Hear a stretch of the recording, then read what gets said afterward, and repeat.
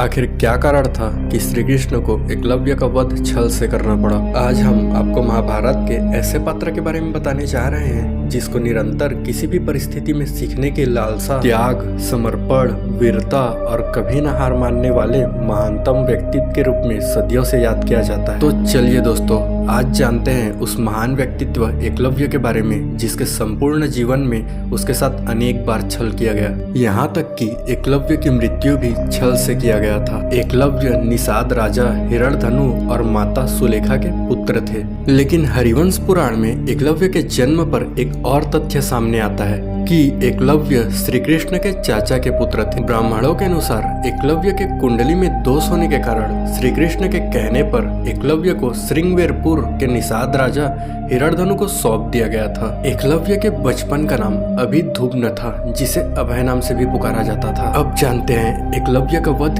किसने किया और क्यों किया। आप सभी को तो यह बात पता ही होगा कि गुरु द्रोणाचार्य के कहने पर एकलव्य ने अपना अंगूठा काट दिया था। अंगूठा कट जाने के बाद भी एकलव्य के युद्ध कुशलता में तनिक भी कमी नहीं आई और वह अपने राज्य श्रृंगवेरपुर लौट जाता है, जिसके उपरांत वह अपने पिता के बाद श्रृंगवेरपुर राज्य का राजा बन जाता है। उसी समय के दौरान जरासंध और श्री कृष्ण के बीच बैर चल रहा होता है, जिसमें जरासंध युद्ध में एकलव्य को सहायता के लिए अनुग्रह करता है। उसके बाद एकलव्य जरासंध की ओर से यादव सेना पर टूट पड़ता है और अकेले ही समस्त यदुवंशी योद्धाओं पर भारी पड़ता है, जिसकी सूचना श्री कृष्ण को होती है और श्री कृष्ण भी युद्ध भूमि पर पहुंचते हैं। तब श्री कृष्ण एकलव्य के वीरता और तेज तरार बाणों को देखकर आश्चर्य में पड़ जाते हैं। उसके बाद छल से श्री कृष्ण द्वारा एकलव्य की मृत्यु हो जाती है। एकलव्य की मृत्यु पर एक और तथ्य महाभारत के अर्जुन कृष्ण संवाद में मिलता है कि श्री कृष्ण ने पांडवों की विजय में रुकावट खड़ा करने की आशंका में एकलव्य को छल से मारा था,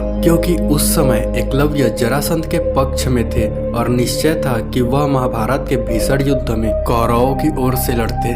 अगर ऐसा होता तो पांडवों को पराजय का सामना करना पड़ सकता था। एकलव्य के मृत्यु के उपरांत एकलव्य और उनकी पत्नी समीरा का पुत्र केतुमान श्रृंगवेरपुर का राजा बन जाता है और महाभारत के युद्ध में कौरवों के पक्ष में लड़ते हुए भीम के हाथों वीरगति को प्राप्त होते हैं। दोस्तों, तो यह थी एकलव्य की मृत्यु की कहानी। दोस्तों, एकलव्य के संपूर्ण जीवन से हमें किसी भी परिस्थिति में हौसला ना हारने की शिक्षा मिलती है। हमें हमेशा सीखते रहना चाहिए और हमें खुद पर काम करते रहना चाहिए ताकि हम हर परिस्थिति में अपने आप को अपग्रेड कर सके। एकलव्य के जीवन में अनेकों परीक्षाएं आई, परंतु वे घबराए नहीं, जिसकी वजह से ही वे इतिहास में अपनी एक अलग ही पहचान के साथ लोगों की याद में रहते हैं। दोस्तों, हम सभी को भी एकलव्य की तरह खुद पर हमेशा काम करते रहना चाहिए और खुद को हमेशा अपग्रेड करते रहना चाहिए ताकि हम जिंदगी में हमेशा आगे बढ़ते रहें। दोस्तों, अगर आपको वीडियो पसंद आया तो वीडियो को लाइक जरूर कर दें। साथ ही साथ चैनल पर नए हो तो चैनल को सब्सक्राइब करके बेल आइकन जरूर दबा दीजिएगा।